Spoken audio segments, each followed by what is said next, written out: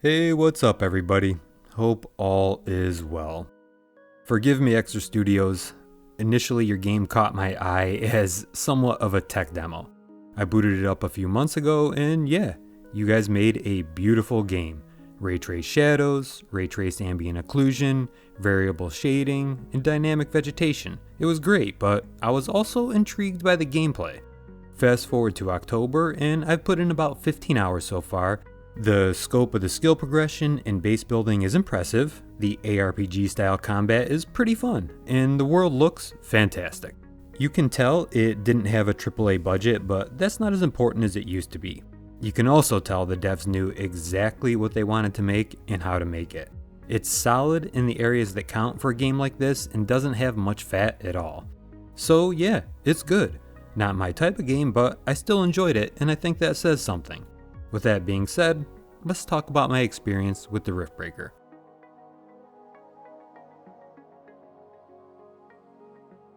The Riftbreaker was developed by Exer Studios in Poland and released October 14th, 2021. It's available on PC and console for $30, though worth noting, it's also on Game Pass.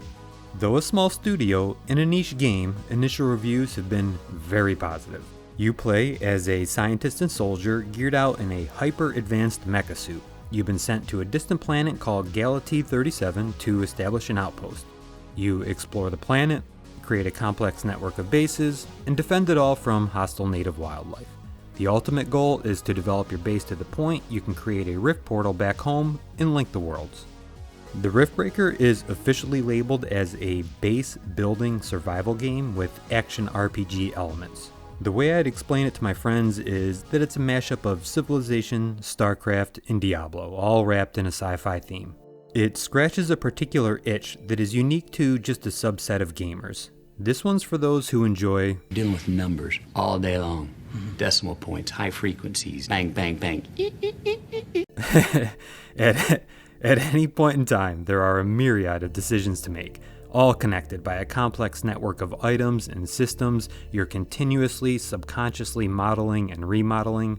It's akin to an intellectual exercise, and the reward for grasping and understanding it all successfully is, simply put, satisfying.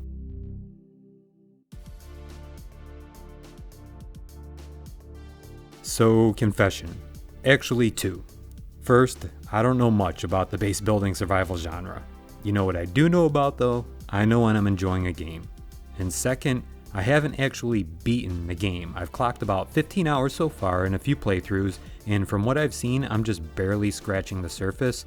But like Civilization, you really need a few total playthroughs over dozens of hours to experience all its various offerings. Upon landing in Galaxy 37, you start exploring, mining resources, and building. Early game is focused almost exclusively on this. Everything is a race against the clock, as periodically the game throws random attacks, natural disasters, and missions your way. There are some strategic decisions to make here, as you can leverage the environment to lay out your base in an optimal way. Once you've got your feet under you and a starter base is established, the focus shifts to exploration, skill progression, and combat. You still need to obtain resources for maintenance, new buildings, and upgrades, but the pace slows somewhat. You'll be forced to explore due to random missions, objectives, and points of interest the game assigns. Additionally, you'll need new resources that aren't conveniently located near your base. Exploration can be dangerous as it's easy to wander off into areas that are beyond your current capabilities. Combat starts coming fast and furious at this point. Random base attacks and exploration introduce you to the various enemy types and their associated threats. Skill progression, which happens in real time, takes place throughout. It's incredibly deep and will help you build better bases in a more robust mecha suit. Each playthrough is unique with procedurally generated worlds. The game continues until you complete it or your base is overrun. Should your mecha die, you respawn in your base, though you do lose a weapon that you can retrieve later if possible. In a nutshell, that's the game. Build, explore, fight, rinse and repeat until you win or lose.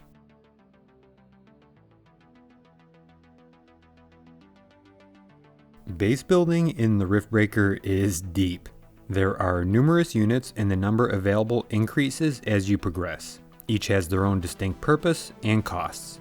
Within each archetype, you'll find various options that somewhat overlap but offer unique capabilities.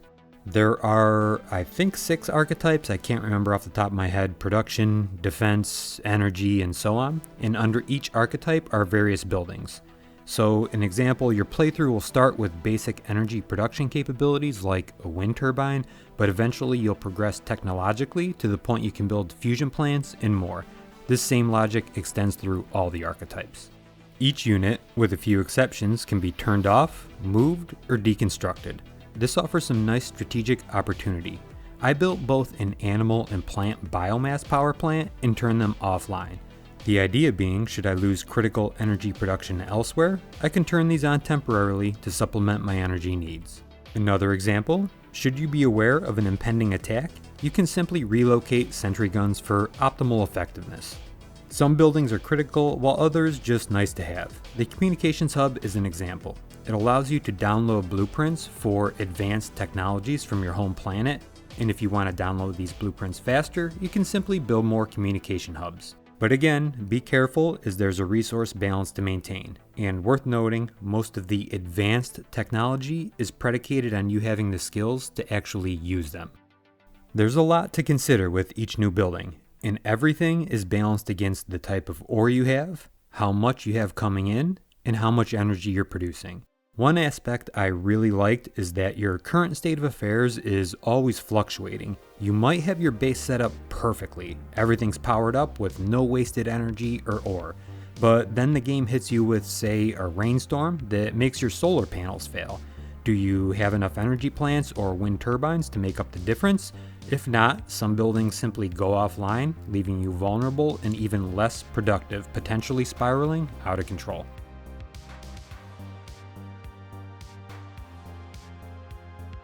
Like base building, the skill system is deep. Maybe even more so, as a lot of what can be built depends on your skills. I mean, just look at these trees. There are 3 trees: construction, which focuses on improving your base and buildings therein; combat, which focuses on your mecha's weapons and abilities; and finally, alien research, which focuses on learning about the native wildlife so you can better combat and exploit it. And there are hundreds of unique skills in total to choose from. For the most part, skills fit into neat buckets and you're simply training from, say, level 1 to level 5 of a particular type, but there are numerous offshoots providing new, unique, and critical buildings and abilities with just a single point. Skills are trained in real time. Initially, the windows are short, just a few minutes, but as you advance, they quickly climb into prohibitive areas. Thus, planning your progression here is essential to success. You can be a jack of all trades, or focus and master one. Your first few playthroughs will likely jump around as you experiment, but within a reasonable time, you'll settle on some foundational skills you like.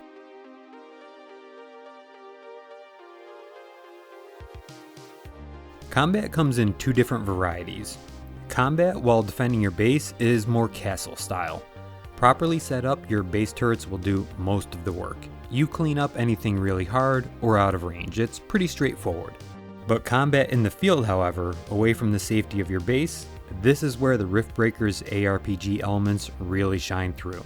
Think standard ARPG mechanics. You can mix and match melee and ranged weapons in either hand.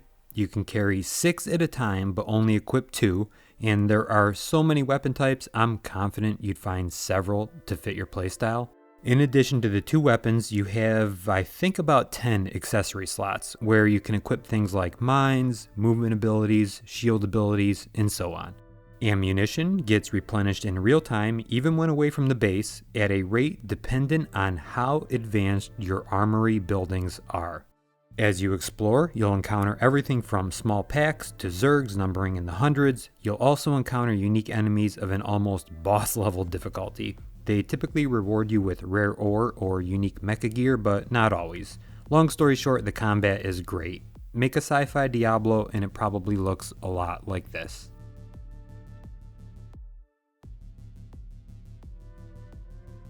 So yeah, Riftbreaker caught me by surprise. What I experienced was good, it was technically sound, has robust systems, fun combat, and a great visual presentation. The ever-evolving nature of your situation keeps things fresh and engaging, and that you need to put some serious thought into your progression hits right at the core of what I was looking for in a game like this. While I wasn't saying wow while I played, I also didn't see anything bad. So I'll give it my safest recommendation. If this is your type of game, or you can play it for free on Game Pass, I can recommend it. If not though, maybe check out some uncut gameplay videos to aid in your decision. And with that, I am done. That's all I've got for you guys. I appreciate you taking the time. Take care of one another, and I will see you soon.